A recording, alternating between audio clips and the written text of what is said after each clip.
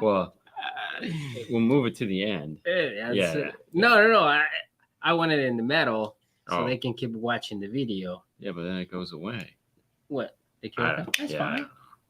They can keep watching the video. All right. Well, let's do that for a second. Hey, how's everybody doing? What's up?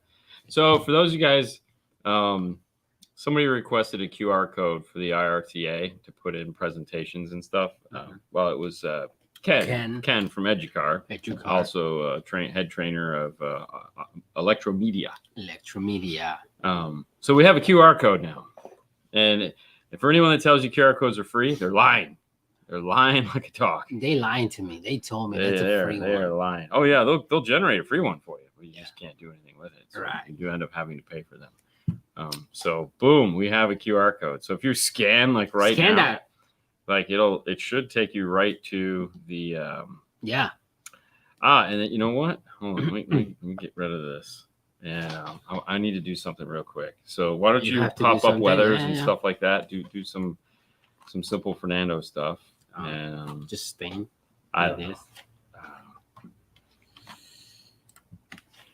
What's up, guys? Good evening. I need to do this. Hello. Yep. I can't afford.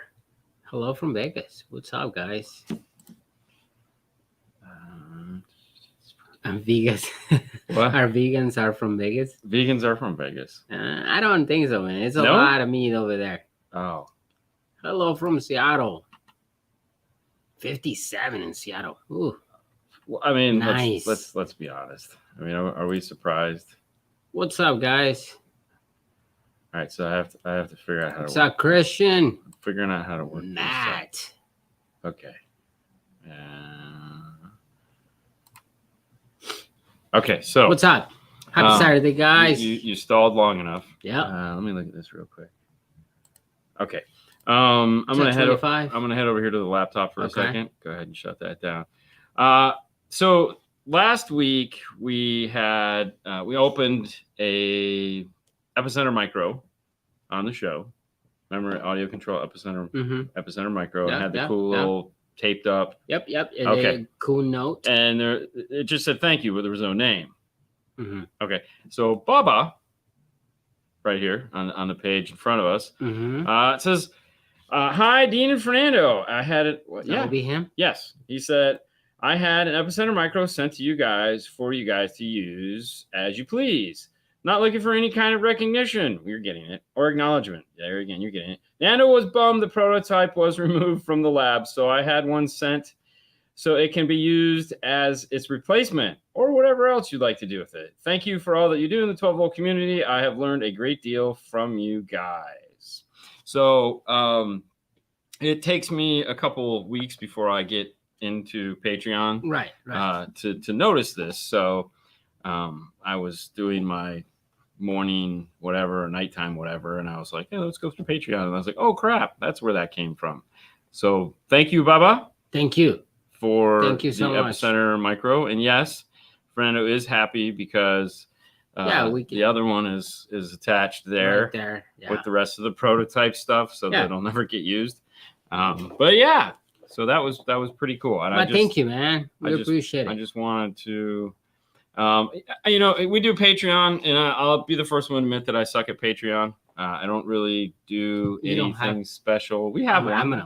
It's $3 a month, and we got quite a few guys, and we put everyone that is a Patreon member on the rebroadcast on Tuesday on this channel, so that you do get like a shout out or whatnot. But we do appreciate everything. Yeah. So thank you guys for being members of the Patreon group, and thank you, Baba, for that cool little thing. Thank you so much. That was cool. I always like getting stuff. This week was fun. I got a bunch of clothes for the Ground Zero trip to Mesa. Yo, yo, yo, what's up, fellas? Yeah, that's what I'm getting. A yo-yo. A yo-yo. Shh, don't talk about it. Don't talk about it. Okay, I can't have this up because it's changing. There you it's go. just like screwing with my head. All right, before we get into the questions, I want to have a conversation for a brief moment. Have a conversation about something that I saw come up. I saw two things come up this week in the social media type stuff that is 12 volt related. And one of those was drink more beer.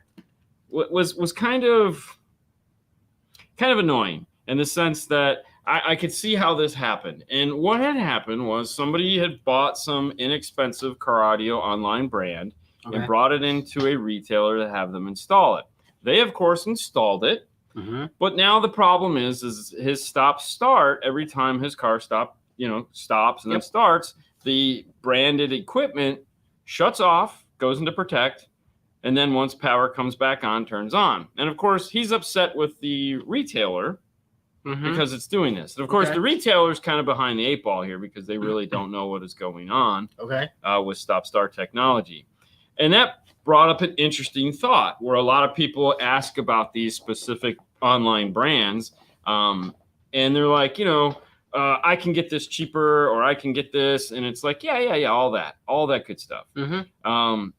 And in most applications, people that have stop-start technology, at least we've found, they don't like it at all. But this particular gentleman with the current gas situation is really adamant about keeping his stop-start.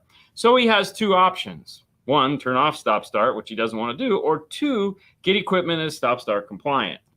Now, a lot of people, this particular car stereo shop, didn't realize that stop-start compliant products were a thing. Because there aren't that many. Years ago, we used to sit in training. This is long before you started, and they were telling us with their pitchforks and their doom, stop start's coming. You got to be ready for it. Little did we know, we weren't worried about stop start. It was ANC that actually caused way more problems than stop start. But stop start is here, and it's something whether you like it or you don't like it. It's something that is there. Now, I'm a fan that most people don't like it. Like I have not met someone going, oh no, I absolutely love it. I think it's wonderful. I haven't. And there's some of them out there though, because I get it. But for the most part, people don't like it. But as a thought for a lot of you guys, because a lot of you guys are the guys that are the friend or the dude that, directs people what to buy for their car stereo because they're not. And you're the dudes, right? You're all the dudes in there. What's up, Car Gift? So, my words to you is if somebody has a stop-start vehicle and they're wanting to retain stop-start, make sure you find this out. And if you do find this out, understand that for one, you're not going to be able to use those cheap online products because none of those are going to be stop-start compliant. And I say none of them in that most of the ones that are extremely popular right now are not going to do that.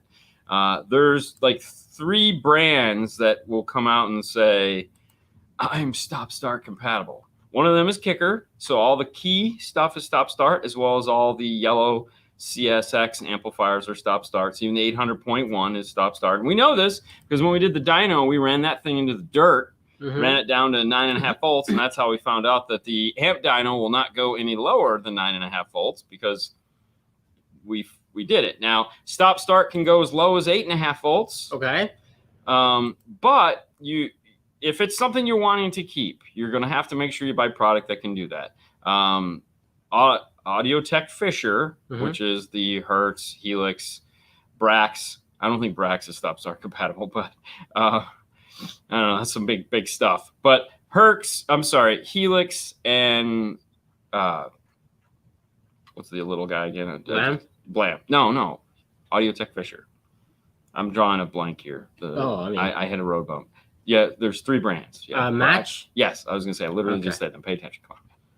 I'm not paying attention. You're supposed to pay attention. I have no idea. I know. Anyways, so Audio Tech Fisher makes products as well as Audison makes products with the Prima stuff. So word is if you're going to, because you got to understand what happens is when the car sits at the stoplight and then it starts back up, the voltage is going to drop drastically. And these people were approaching it as it was the remote turn on that was the issue, and it's not.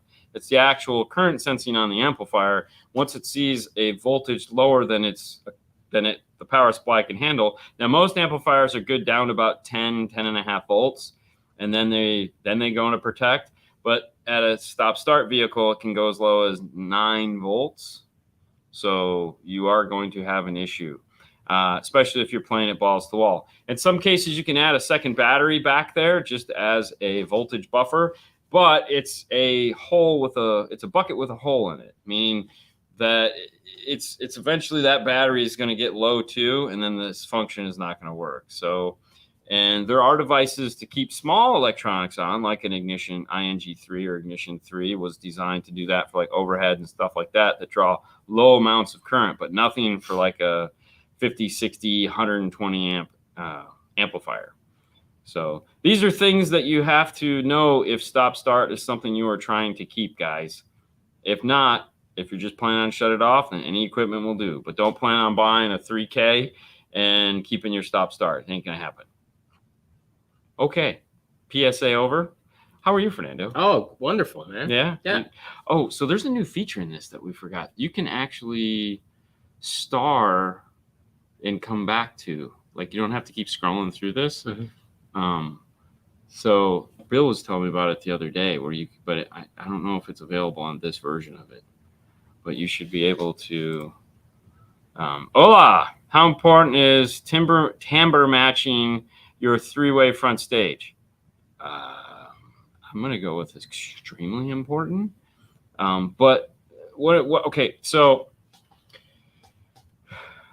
really you're looking for holes here because each one of the speakers is going to do something a little bit different. So a mid bass and a tweeter, there's no balance there. Meaning a mid bass doesn't sound anything like a tweeter, but tweeters sound like tweeters. So a 3-way front stage, what you're trying to avoid is gaps. So not necessarily the timbre, or timbre, depending on who you are, but you want to make sure that, let's say, whatever your mid bass is playing up to, it's going to blend in with the mid range, and then the mid range blends in with the tweeter. That's the most important thing there. You want to make sure that they all play along. So like if you have let's say a Focal mid bass and a Morel tweeter, the Morel tweeter is going to play really low, and then it'll work. But or better yet, let's say you have flip that. So you have a Morel mid bass and a Focal tweeter. Focal tweeter crossover 5,000, and the mid bass is really designed to play only up to not 5,000. So let's say 2.5K. You're going to have a problem with that. So really what you're looking for when going off reservation, meaning you're buying bits and pieces of speakers, not all designed to work together, is that you have to find the curve, the output curve. Usually it looks like some spaghetti model on an RTA type thing, and you have to overlay them to make sure that they cover each other. Otherwise, you're just going to have holes. All right. Hey guys, have you ever installed into the newer Mercedes-Benz? I want to do an aftermarket install, but it's a fiber optic cable. What do you think is the best way of retaining the factory radio? Thank you. Funny you should ask. And this was another topic this week that was kind of fun. Go ahead and shut that off for me. Yep. All right. This page right here, this is the most important page that you guys will ever see. And for you that asked that question, there's 2 companies, Nav TV and Mobridge. My guess is the Nav TV is what you're going to be looking for, but it may also be Mobridge. These are the 2 manufacturers that are going to make the Amp Pro style interface that's going to talk to that fiber optic adapter and give you either a Toshlink output and or RCA output. So navtv.com or mobridge.usa.com. Now, if you have a Helix dealer anywhere in your part of the world, you might want to go talk to them because Helix does offer a whole group of stuff for your Mercedes-Benz as well as Focal. So those 2 brands are there to help. Now, Ground Zero, no, they do BMW. Okay, yeah. Moving on. Oh, snap! I done messed up. I should have been a $5. Lunch on me, gentlemen. Baba, you the man. Thank you so much, man. You're the man. Thank you. We appreciate it. All right, I got to figure out how that did, because what you could do is you could put a star on things, so you could actually put them into a different folder. All right, that's pretty cool. Might be the premium or the business. Maybe Yeah, that's it right there. Yeah. So you can save. So while I'm reading this, you can star others. Oh, okay. So that you have the question already queued up. You don't have to keep looking for stuff. And then see how it says starred on the top, right there next to live, next column over starred. Yep, it'll be right there. Cool, right? Super stoked! I got a new Focal KRX3 coming in Monday for $1,300. Woohoo! All picked up 2 ground zero 8-inch subs with an enclosure. Good deal, man. That's a hell of a bargain. What a bargain. All right, give me the next one. All right, so hang on. I'm just trying to. Let's see this one. Okay. Well, running OEM tweeters in parallel with coax speakers already running at 2 ohm affect what 2 ohm resistance to the amplifier? Thanks. No, not really. You'll be fine. I mean, yeah. The frequency response of what you'll be okay. I mean, how do you connect your microphone to your iPad when using an IRTA acoustically in the cabin of the vehicle? Also, are there any ways to add something to RCAs to shield them? How do you connect your microphone to an iPad when using an RTA acoustically? Okay, I'm confused. You want to connect a microphone into your iPad. The audio control, the iPad. Well, okay, so acoustical. Yeah, but okay, so it depends. Okay, so this one. I get, but I think what they're asking is the microphone or the headphone jack to lightning adapter. So, for example, let's say you had the Dayton. You know what I'm talking about. So, like that works. So I have the 4100i. It comes with the lightning, and you can plug it into your iPad or iPhone. Do we have? I don't know where that's at. And now adding RCAs. Well, so let's say you had something like this mic here, which is the Dayton audio mic that has. See, the mic has to have a 4-pin on it, 4-pin adapter, and then this one doesn't work really well. You'd want the Apple Lightning to aux jack, the same one we use on the IRTA, and then this would plug into the Lightning adapter on the device, and now you'd have a microphone input for this. Now, there's also, if you're trying to do, so that would work. But let's say you have so this works because this is all in one. But if you're trying to do a different style microphone, like an 1/8-inch style microphone, what you also need,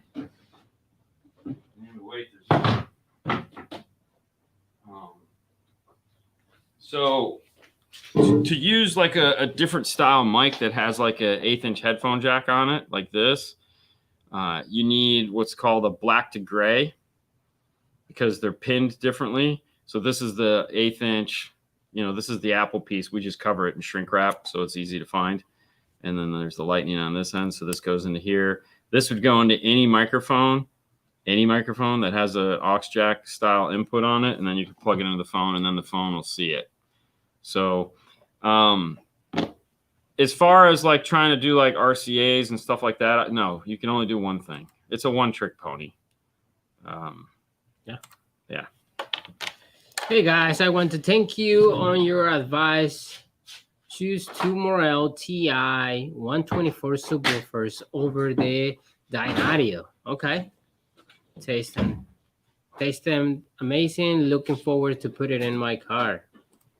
There you go. Hot diggity dog.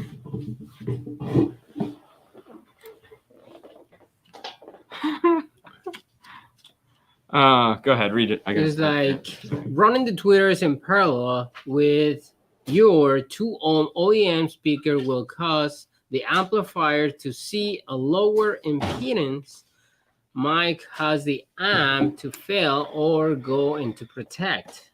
No, it won't, because there's a capacitor on there. So there'll be a capacitor on the tweeter that'll prevent that from happening. The amplifier will never see the resistance from the tweeter. Plus, the tweeter is moving constantly and playing a frequency. It's not a static frequency, so the ohm load is in constant movement. Your amplifier doesn't see a fixed ohm load from a speaker. So like when you hook a 4 ohm speaker up to it, it doesn't see it as a 4 ohm speaker. Once sound starts playing, the speaker is moving and the ohm load is constantly changing. The frequency that the tweeter is playing is going to be different than the frequency that the mid-range is playing. Thus, the two resistances are going to be different, along with the capacitor that's going to be on the tweeter. The amplifier won't even know it's there. Doing this 30 years, man. I've done it a million times. But anyways. Does Kenwood make 5x7 component speakers? If not, what will be the set to run? Because I just run in front stage. They don't make a component set. No, they don't make a component set. However, you can do the 6.5. They don't make a component set? They don't make, no, not with the tweeter. Not a component set. We would do the 6.5 with the tweeter. Who makes 5x7? 5x7 components? Yeah. Alpine just gives you a plate with. No, Kicker makes one. Focal makes one. Focal makes one in the performance line. Okay. So if you click on that, you could probably find it, and then we could show it. Go to product lines, and then go down to integration. Access universal. Universal. And then keep going, and then 5x7. Yep, right there it is. Yeah, boom. So there you go. If you want a set of 5x7 components, that's what you're looking for. Thank you for the 5, man. And those will work. And hey, while you're at it, if you're interested, just so you know, yeah. Where's it at? There it is. This episode is brought to you by the Focal Auditor speakers. This is not one. However, it's okay. It's Focal, and we're talking about it, and it'll count. If you're interested in upping your game, coming out with an affordable line, go back to the main page. Go back to all brands. Just click back. One more. Keep going. One more. Yep, right there. So if you go to, the red amps. Dang. I did a system with those once. Those were awesome. Yeah. But anyways, check them out. Head over to focal.usa.com. One of the other things while I'm answering a question, find the dealer locator. There's a dealer locator on there. I've been meaning to show that to people. Dealer locator right here. Did you find it? Right there. Okay. I mean, it's in there. Hold on, let me shut this off. So a lot of people ask, like, where do I find a Focal dealer near me? And it's right there on the top of the page. You can click on and type in, and then you'll find a dealer near you. So it's there for you to be had. Pretty cool. Yeah. Ooh, that was neat. All right. It's Saturday, right? Yeah, let's turn that back on just to have it get its time. 83755. Let's see. 837-6309. 2016 Ford Focus ST. Right there. Oh, you getting excited? Ooh, no, I'm just saying, like, you put it there. Yeah. And it's like, yeah. You put the zip code. Apparently, there's a lot of dealers around us. Yeah, that's pretty scary. 2016 Ford Focus ST. My audio equipment is inside my truck's spare wheel well covered. Dude, really? Here, just stop. Just don't. Okay. Covered by my false floor. Sub box is on top and takes up all the space. Any tips on how to circulate air in the wheel well that's covered? Ooh. Could you type in Stinger fan? Stinger fan. Yeah.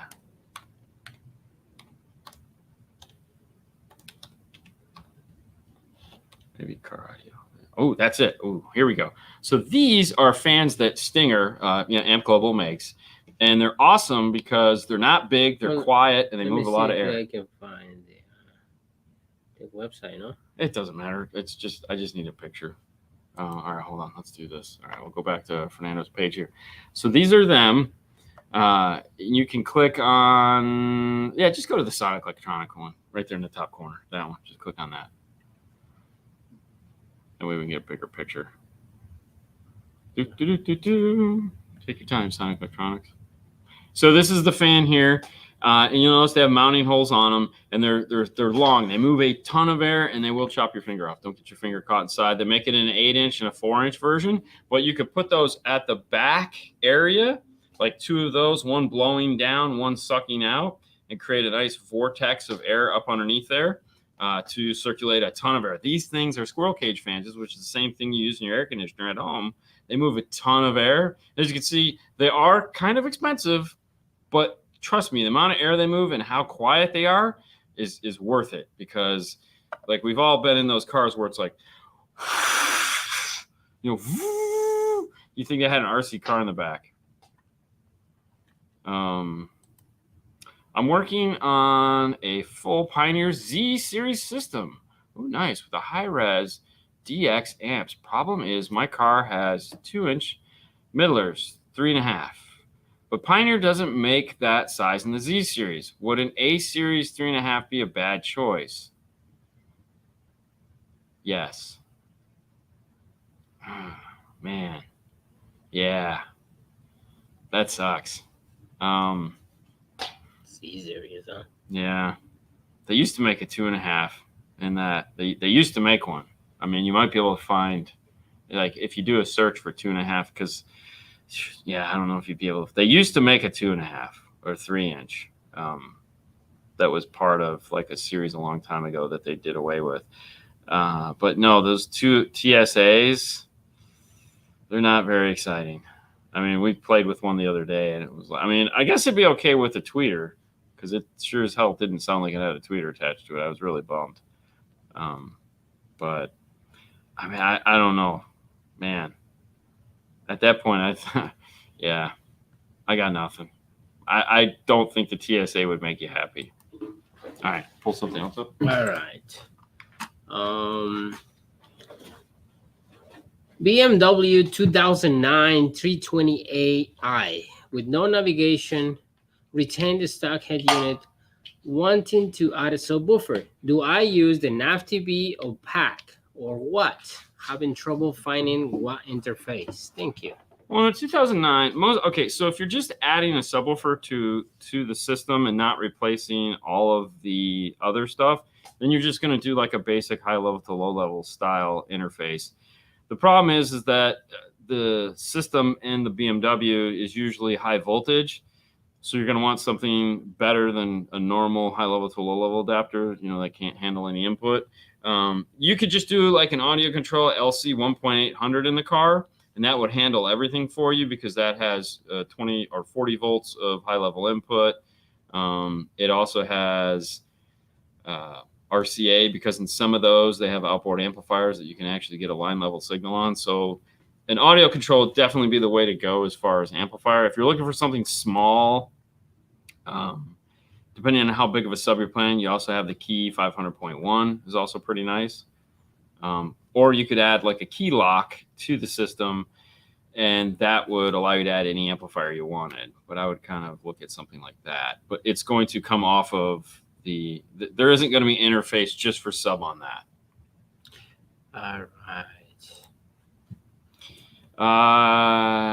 You had brought up that Andy from AudioFrog used mini DSP in his Mercedes. Do you encounter their DSPs very often? Any thoughts? I have not actually ever seen one. I know a lot of people say they're great. Another buddy of mine, I won't say where he works, but works for a big company, and he's using the mini DSP also in his vehicle. What I can tell you from both of them is buy the bigger of the 2 DSPs. There's like a 4 to 8 or 6 to 8. Don't buy that one. Buy like the 10 to 8 or whichever the bigger of the 2 is. Apparently, according to them, that one is a way better DSP than the smaller one. That's all. That's all they tell me. So. Subbox options, 05 Sierra extended cab that isn't a prefab or or the Gately box, running a prefab with 212 P3s at the moment. Not sure if I'm happy with it. I mean, that isn't a prefab. I mean, technically, anything you buy is going to be a prefab. Technically, I mean, have you tried Fox acoustics? I mean, they're pretty reasonable and they're big ass boxes. So if there's, I mean, that's typical. I mean, we're either going to do an A Trend or Q Power or a Fox acoustics are kind of where they go. If you want something pretty, then as Fernando has loaded here on the page, then you can try MTI acoustics, and they got a pretty box, you know, plexi and lights and stuff like that. So those will be expensive like the Gately boxes. Yeah. Yeah. I have a Bully Layer 3000 in my Honda CR-V. Somehow it goes into protect how many batteries for that type of amp. 3,000 watts? It's not how many batteries, it's how big of a battery. So you want big, you know, you could do one big battery or you could do several small batteries. But what you're trying to do when adding a battery without an alternator is increase the capacitance. If you're a balls to the wall all day long kind of guy, adding a battery is just increasing the reserve power for you. It's not typically going to be like enough. Now, if you're just like, I only play it, you know, for a half hour on my 4-hour ride home, then yeah, adding a second battery will charge itself up enough while you're driving to, you know, give you that extra time you're looking for. The other thing is, if you don't want to add the alternator, then buy a charger that you can plug it in, you know, maybe once or twice a week just to top it off. But look at size. So what's the biggest battery you can put in that location that you have? That's kind of what you do when it comes to a battery. You know. Do you know this song? Do I know what song? This song. I got 5 on it. Yeah. Yeah. Yeah. I got 5 on it. Yeah. Mm-hmm. Okay. Yep. Yeah, I know the song. Thank you, Oscar. I mean, you didn't even say thank you. You just like, do you know this song? It's like deuces to Oscar. What the hell? It's Oscar, bro. I mean, he's confused. He doesn't know if he's coming or going. He doesn't know if he's black or white. It's like a bad Michael Jackson song. Although I will say, when Jeff said he should put white wheels on the black side of his car, he's not kidding. He should. That would look dope as shit. Although I did like his comment, bro, I can't afford the gas prices are killing me. Yeah, but he drives a Tesla. It was a good joke. There you go. It's right there. I just purchased. See, that's where the star thing comes in handy. So you can just click the star and then go back to it. You don't have to keep searching. Okay. So if you're scanning over it and you find one you like, click the star. See, like right now you have one stored there. All right. I just purchased a new Kicker Key 200.4. Do you recommend to connect an audio control DQ61? No. Oh, the Kicker Key is gonna do all that for you. All right, so Hi-Fi wanted me to do a video, and I told him no, just because I don't really think it's that cool. But all right, so there are some hacks for the Kicker Key, but no, you don't want to use a DQ61. You don't. All right, the key has a high-level input, so you don't need the audio control to go into the key. Yeah, I mean. The key can do time delay automatically, and EQ adds an EQ. It does it automatically. So the only reason why you do the DQ61 is if you wanted to let it EQ itself and then play with it more, which really I don't think that would be a good idea. That would kind of screw things up because you really don't know how much gain that the key is adding, and you could really hurt your speakers by adding more EQ on top of that. Now, with that being said, some of the hacks for the key, because believe it or not, when they went from the 180 to the 200, they did do some changes in it. One of those to me was I thought it lost some of the sizzle.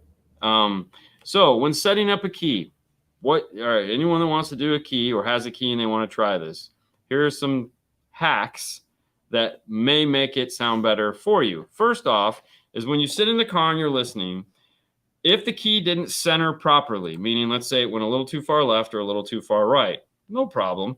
Go to the balance and fader and fade the volume or fade it until you get it exactly where it needs to be. So let's say it's too far towards the driver. So fade it to the passenger side of the car until it gets where it needs to be. So let's say it's 3 over. Oh, and now it's perfect. What you want to do is set it for 3 the opposite way. So you moved it 3 this way. So put it back to 0, and then go 3 towards the driver. Run the software again, put the mic in, run it again. When you're done running it, put it back to 0. Guess what it'll do? It will have moved the center over the 3 that you had done. So now it'll be balanced where you want it. Another thing too is, let's say you get it in there and you're like, let's say you're having to push the treble up because you're like, man, it just doesn't have enough treble. In some cases it doesn't. It's no problem. Figure out how much you have to move the treble up. So let's say you get in there and you're like, oh, I need to move the treble up 2 to where it sounds the way I want it.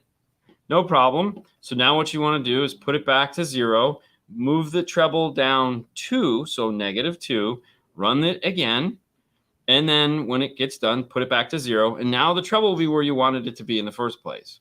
So these are simple hacks. So what we like to do is when we're done, we'll sit in the car and we'll listen to it and we'll try to figure out, all right, what's the problem? And we'll do it all at once. So if it needs to go left 3 and treble down 2 and maybe 1 off on the making, take like the bass away, we'll do all those hacks at the same time, and then we'll rerun it, and then we'll put it all back to 0, and then it'll sound great. And we'll be like, oh, this is so cool. So those are some of the hacks you can do on the kicker key that most people just don't think to do. Another thing too is that if you run into a situation like in a Toyota where the all-pass filter is just giving you all kinds of headache, try putting the microphone, putting some blue tape around the headrest and mounting the microphone in the center of the car. That'll give you a better EQ reading. You're still going to want to leave the time delay off, but if it's having a problem trying to set up for EQ, that will usually fix it.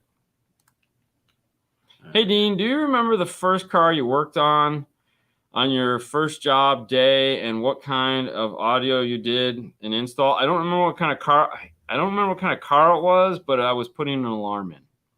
So I was installing an alarm, and it really sucked, but I don't remember what kind of car it was that I put the alarm in. Hey, Mom. Much love for DNF. Joined Patreon yesterday, installing components in the front, coaxials in the rear, and 2 200-watt 4-ohm DVC subs, connecting it all to a D6-1200. How do I wire the subs for 1-amp system? On the side of the amplifier on the D6-1200, let's see, what do we have? We have 4-ohm DVCs. All right, how do I wire subs for a 1-amp system?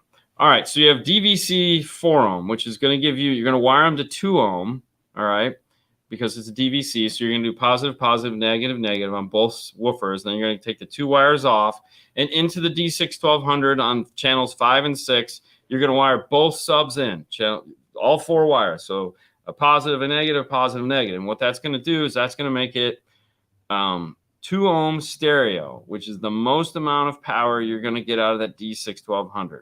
On the inputs, you can select whatever you want. So you can mono it in the software so that it doesn't, but that's how you're going to run that. So you're going to put a sub on 5 and a sub on 6, a 2-ohm stereo. 2-ohm stereo and 4-ohm mono is the exact same amount of power on this amplifier. So there's no reason to get difficult on your subwoofer. Just keep it simple, hook it up, and it'll be great. What's up, Ada? What's up? Have you uninstalled radios? Wait. Have an uninstalled radio for a while waiting on the kit MFT1 for an F-150.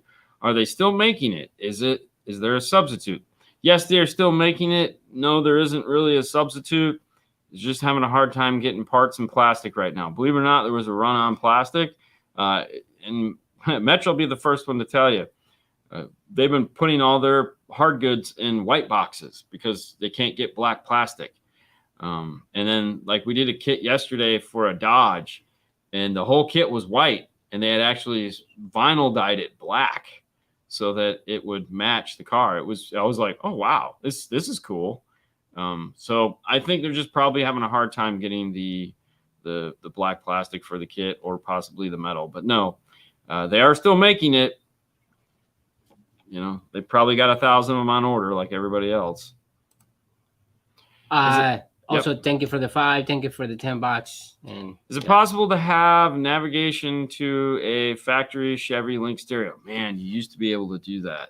One of the companies that Ant bought allowed you to do that, but then they dissolved the company. So right now, I do not think there is a way to do that. You can shut off the ticker across the bottom. Okay. Thank you.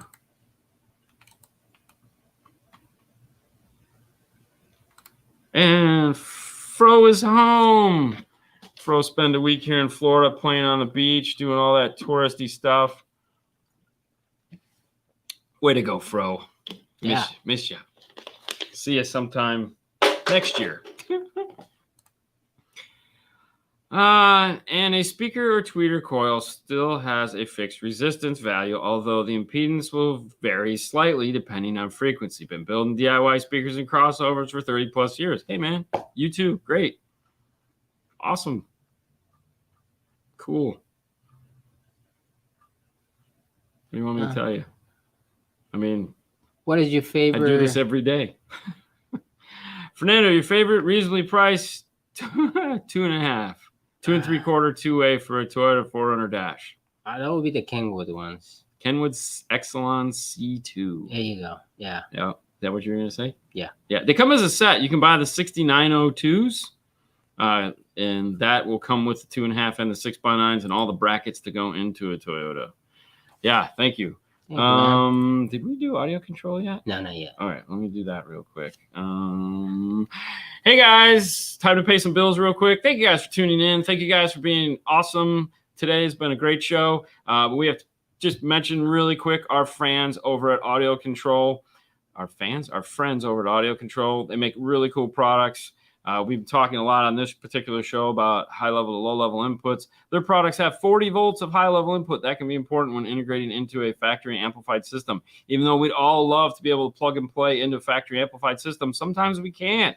So Audio Control makes tools that allow us to do that. So when the fan is getting dirty, then it's time to look at Audio Control for a solution to help you save the day. So check them out at audiocontrol.com. Thank you very much. Hello, love the channel. I have a JVC 4-channel amp. Do I need to run high pass for front speakers, F-150, regular cab factory speakers using a Pioneer FH803 BHS head unit? I have a JVC 4-channel amp. Do I need to run high pass for front speakers? High pass? Yeah. Okay, so are you putting a sub in? So typically if you're not running a sub, I don't turn on the high pass, or I'll just put it to something like 40, 30 or 40. But without a subwoofer, you're going to need those 6x9s in the front doors to play your bass. So if you high pass them at 80 hertz, the car's going to sound terrible. So when amplifying the speakers and not adding a subwoofer, it's a balance between how much sound you're going to get out of them and keeping the sound in the car sounding full. So yes, it would be great to like high pass them off at 80 hertz, but then you'll have no bass in the car. So, you kind of, it's like volume versus performance to get full sound out of them. So without adding the sub, it gets tricky. That's where a lot of the times you're just going to be using your ears to figure out what sounds the best. Super sticker. Thank you. Thank you for the 5. What is the 0 setting in Kenwood? 10-inch is the head unit. 0 setting in Kenwood 10-inch and head unit in the time delay. 20 or 0 feet is confusing. I'd have to be looking at it. I don't actually remember what the 0 setting is. I thought it was milliseconds of delay. 0 milliseconds of delay. I honestly don't know off the top of my head. I'd have to be looking at the radio. Thank you, Richard. Hi from Canada. What's up? Hey. Oh, hey, wait. We went right past him. What? Chris Bennett. There's a Bennett. Yeah, There's 2 Bennetts. Yes, using Prime 12. Yeah, you answered his question. I know. I'm just there's 2 Bennetts. Oh yeah. Yeah. Apparently there's another Chris Bennett right there. Sexy amp running 2 sets of Morel Virtu 602s. Which of these 2 amps would be sexiest? JL DX XD 800 8 V2 bridged to 200 watts times 4. JL Audio HD series. I don't like the HD series, so I'm going to go with the XD. I'm sorry, the XD. Yeah. That's a lot of power. That is a ton of power. Yeah. Yeah. I mean, why do you have to go with JL? Why not just do like a D 4.800 or an LC 4.800 from Audio Control? I mean, that'll give you plenty of power to power those. About the same size and probably maybe the same amount of money. Just my thought. I mean, if you're gonna go and you haven't bought an amp yet, look at the 4.800 from Audio Control. Hey fellas, when you listen to Andy's car, Audio Frog, I believe you said he had 2 DSPs, 8 amps, and 24 speakers. Correct. Yes, he does. He has 2 mini DSPs. He bought the small one and the big one. And in hindsight, he said he should have bought 2 of the big ones because the big one is better. But yes, he has a ton of stuff in there. It's all Audio Frog. It's ridiculous. It's pretty fun. Yeah. Key lock, keep factory Tundra radio, has features I want, or replace radio, adding amp and speakers. Thoughts? If you have to keep it because it has features I want, then the key lock will be the way to go. Yeah, the key lock will allow you to do whatever you want. You'll be fine. Yeah. I mean, if you like the radio, keep the radio. I'm not going to make you get a new radio. But yes, your best chance, your easiest chance at that point is the key lock. Now, keep in mind, you're going to need something after the key lock because now you're taking away all the equalization, all the curve, all the stuff that they put in there. So you're going to have to put something after that, meaning you're going to need some form of an EQ after that in order to make it sound the way you want it to, because it's removing all of the equalization from the car. So if the goal is just to put amps in there and make it louder, then just do that and don't do a key lock. If the goal is to put sound in there and a DSP, then yes, the key lock will help. So, you don't want a flat signal in your car if you're not going to add some form of an EQ to it. You want to keep whatever they're giving you so that you at least have some sound, salt and pepper to the sound, because no one likes flat. Flat is boring. Flat, just nothing there. And the radio only has like bass, mid, and treble control, so you're really not going to have enough there to do anything with it. So if you want to flatten the signal, yes, the key lock will do that. But no, you need to EQ it after that in order for there to be any vibrance or fun to the music. There you go. What is the most anticipated cardio product for June to December 2022? Ooh. Well, Kicker's coming out with a bunch of new stuff. That's pretty exciting. I don't know if you guys will get... Yeah, you guys are Kicker fans, so you like that. They have a bunch of new stuff coming out that time. We already know what Alpine's coming out with. Honestly, I'm really excited to see the Alpine stuff and actually... I like what they're doing. I want to put it into some cars and start touching it, feeling it, and tuning it. I honestly, past that, nobody's talking. I mean, we pretty much know everything that but there's really, I think the only thing you guys don't really know about is what Kicker's got coming up. Rockford doesn't talk about stuff and nothing until like the day before it comes out. So we have no idea what they're coming out with. Yeah. Dean, have you seen the Obi-Wan series on Disney Plus? I started the Book of Boba Fett. I've seen the preview for it. I can't watch those like one episode at a time, so I just wait until they're done, and then I'll go back and watch that. The Book of Boba Fett was kind of disappointing, not gonna lie. I was really bummed. Cabin pressure vents, the vents that equalize the pressure in the cabin when you shut your doors. Any suggestions on how to quiet them? Put batting battening, put like cloth over them, like pillow battening, like you can buy it in sheets, because that's what goes over them from the factory. So if you have to remove them, you got to find a way to put it back in there. Or if you're building your amp rack in front of it, hopefully the amp rack will do it and the big sheet of seat in there will do it. But yeah, they suck. You can get away with removing one, but because they usually put two in a car. One, you can remove at least one without having any problems, like windows or air conditioning or all that other stuff. But I was talking to Marty Dean, our friend Marty Dean at Tory, as well as Aussie Iron, and he has his both taped off, and his F-150, and his air conditioner is not happy. Like, it auto senses that there's not enough air circulation in the vehicle and turns the air conditioner down. Yeah, so some of these new cars, you got to be careful with those vents, man. Could you go full active two-way front stage and run the rear fill off a single output and one output from a single sub using a Helix Mini DSP? Actually, yeah, that's one of the things they talk about doing, because they have these like, you can do effects on the rear channels, but yeah, a lot of the times they are using just one channel to power the rear speakers. So yeah, because their DSP is capable of handling that. So I've never done it personally. I've had them tell me about it. So I know you can do it with the Helix DSP. When do you guys tune DSPs? Do you tune the left and right channel separately? Yeah, so when we go to tune a DSP, we will start with the passenger side of the car.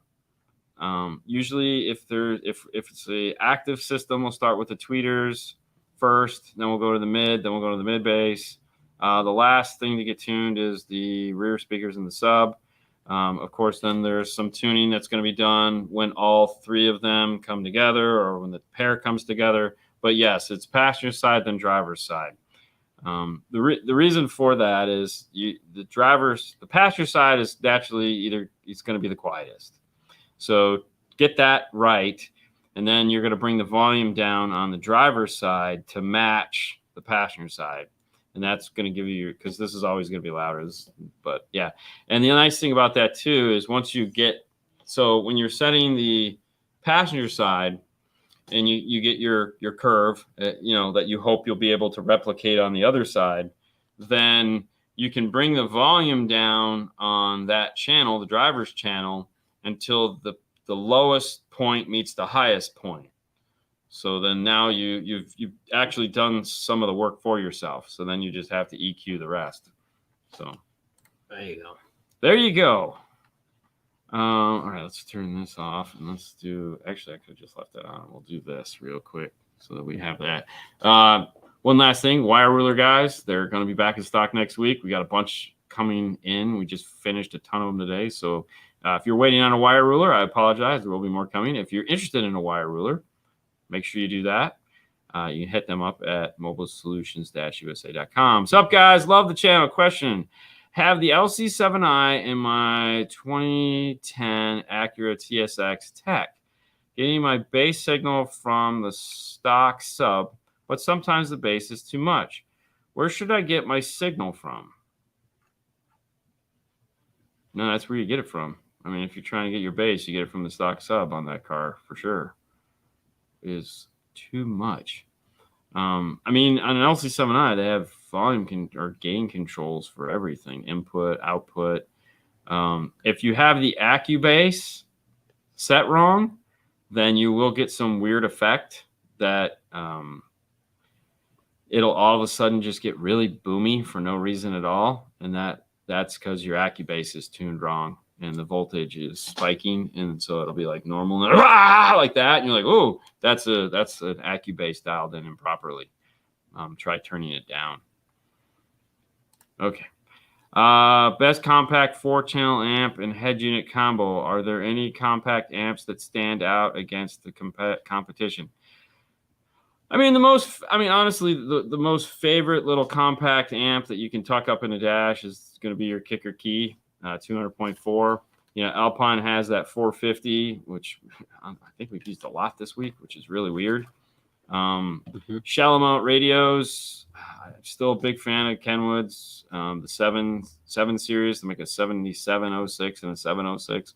Really awesome, nice decks. But as far as small amplifiers go, there's a ton of them, man. I mean, you got Sound Digital, just pick anyone, they're all tiny.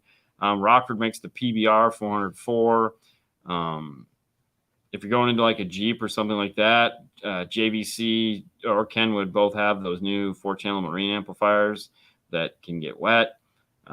But yeah, I would look at the Key or the Alpine. There you go. Greetings from Savannah. Planning a system, Kenwood head unit already have a Helix DSP conductor and audio control 800.1 to power the JL. Do I need an Epicenter micro if I listen to... Okay, so the answer to that question is no. Because your Helix DSP has harmonic restoration built into it for the subwoofer. So harmonic restoration is what the audio control Epicenter does for the subwoofer. So if you have the Helix, you should be able to go in the software and adjust your own curve for that. It's kind of cool. All right. So that was this one. Love the show. I watch every day. Thank you too. And then you go live right here. Okay. Yeah. Does it make sense now? What's up, Dean and Fernando? Hey, I have a D6-1200 using 4 low-level inputs. Can I connect my Epicenter output in the D6-1200 to see what the Epicenter is doing? All right, hold on. Can I connect my Epicenter output into the D6-1200 to see what the Epicenter is doing? Okay, so are you trying to see what it's doing over the input EQ through the RTA or the input RTA?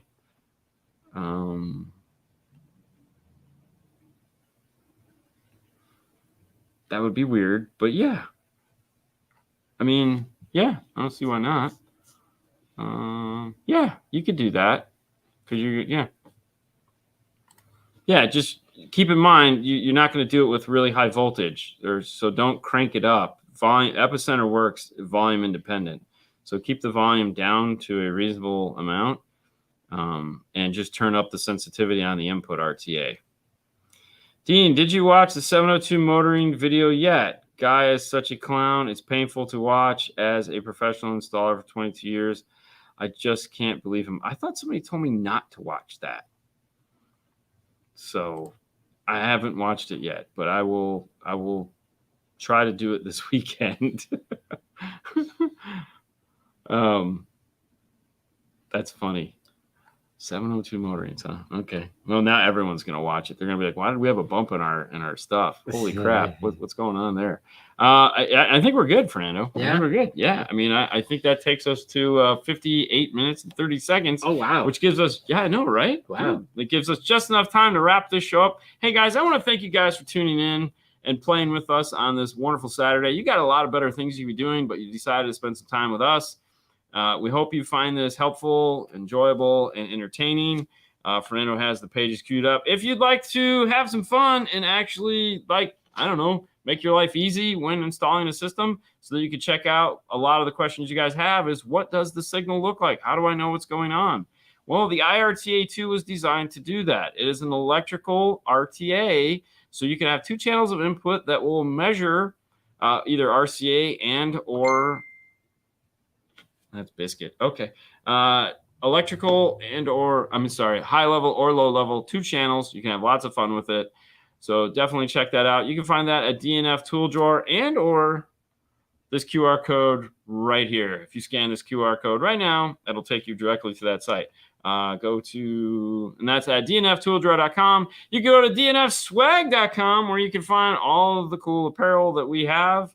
I'm going to have to work on some summer shirts. I got a bunch of ideas that I'm working on. I just need some time to do it. But we have a ton of stuff up there to do. I still think it was funny that on the plane I know the Jeff Smith, and he ended up sitting next to us on the plane. Yeah. That was not planned. And the Boring Life, thanks for putting that up. Yes, we are falling behind on The Boring Life. We have so much stuff filmed that I've not been able to edit. So we're not giving up. We're just falling behind as always. And of course, the Brian Mitchell, taking it to 11, baby. Break the knob off. Yeah. That's the show, guys. Thank you so much for tuning in. Thanks, everyone. It's Saturday night, which means, have a great weekend. Yeah. Don't do anything stupid. If you are going to do something stupid, hire someone to take you home. Okay. Don't drive stupid. That's all I have to say for that. Don't drive stupid. Just drive. Just drive. Just pay someone to drive. It's way easier. Yeah. Next week is another week. We'll be back at it Monday. We have nothing planned, so you'll get a nice normal week. I hope you guys enjoyed the Audio Frog Amp Dyno this week that we put up, as well as continuing on the extremely long Mustang series. On Wednesday. Don't forget to tune in on Wednesday. That's right. We'll have Brian Schmidt and Cardio Fab Mark on the show. Oh my gosh, can you believe it? Doing a recap of the MasterTech Expo, as well as talking about plans for next year and just what's going on in Mark's life. I mean, we never get to just talk to Mark and be like, hey, what's going on? All right, guys. You have a wonderful weekend. We'll see you later next time. Bye guys.